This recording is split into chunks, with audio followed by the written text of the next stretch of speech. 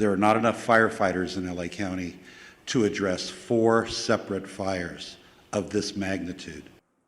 Happening now, 4 separate wildfires are bearing down on downtown Los Angeles. The Eaton, Hearst, Woodley, and Palisades fires, each forcing thousands to be evacuated from their homes and burning hundreds of acres.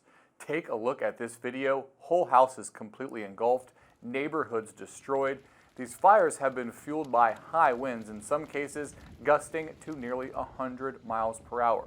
President Biden has pledged federal resources, including air tankers, firefighters, helicopters, and FEMA funding to help local authorities fight the fires. News Nation's Nancy Liu is on the ground in Pacific Palisades with the very latest.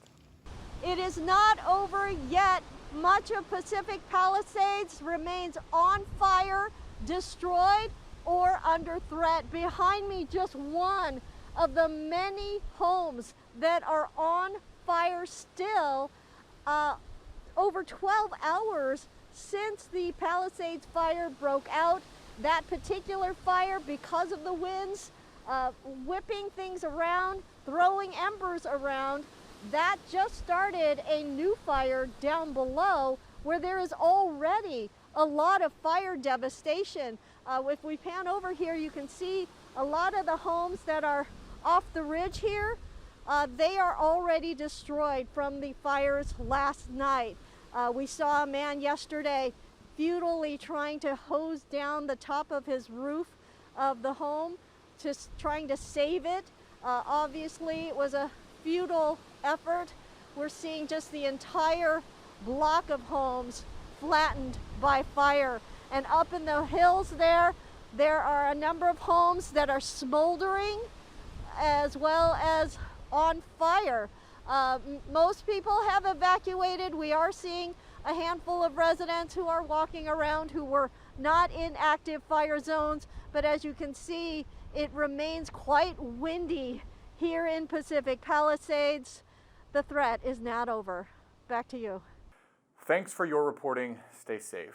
Between the several fires surrounding LA, more than 7,000 acres have burned, and so far there is 0% containment. Officials are urging residents to follow evacuation orders immediately.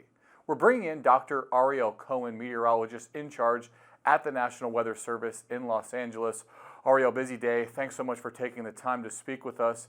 The winds seem to be the story here. Santa Ana winds topping 80 miles per hour earlier this morning.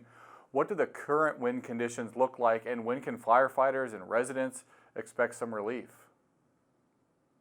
We've seen gusts go all the way up to 100 miles per hour in the San Gabriel Range as a powerful, life-threatening, historic windstorm has destroyed portions of Southern California. We have seen these gusts be widespread with 80 to 100 mile an hour winds common throughout the Santa Monica Mountains to Malibu area, as well as the San Gabriel Valley, extending to the San Fernando Valley, creating not only a lot of destruction, but fire, spreading them rapidly and explosively, creating paths of destruction that continue to rage forward as the strong winds continue as late as this afternoon and will continue over the next few hours. You know, we know that this is a rapidly evolving situation, but right now, what areas are you most concerned about, and where do you expect the fire to spread next? The San Gabriel Valley through the San Fernando Valley, including areas around Glendale, Pasadena, Burbank area, are all still experiencing very strong winds.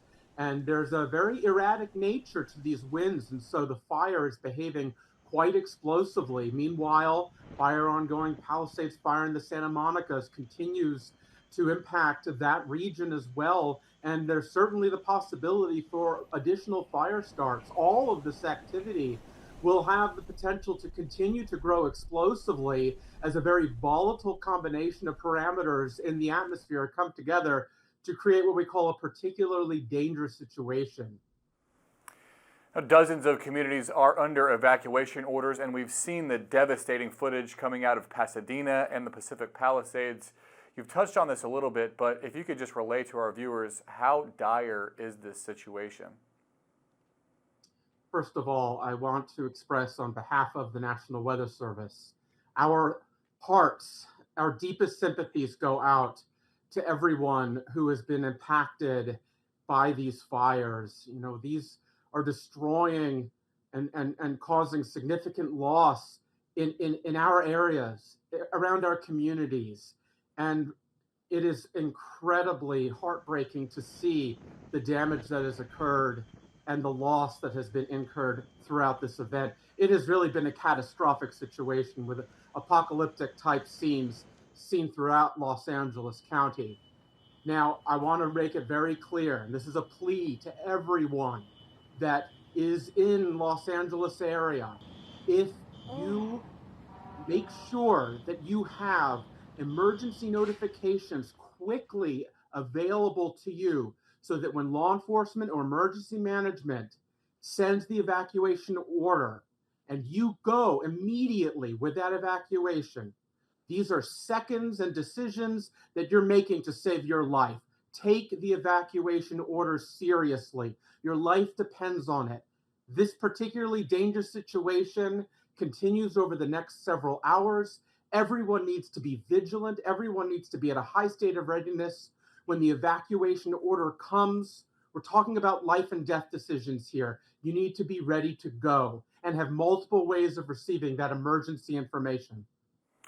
All right, Dr. Cohen, I appreciate you taking some time to speak with us. I know you've had a long day. Hopefully you can get some rest, because I know the people out there are going to need to be informed about what is continuing to be a very dangerous situation. Thank you. Stay safe, everyone. That's today's Daily Debrief. I'm Drew Petrimoulx. Be sure to like, share, and subscribe to the Hills YouTube channel. And come back here soon for the intersection between politics and policy.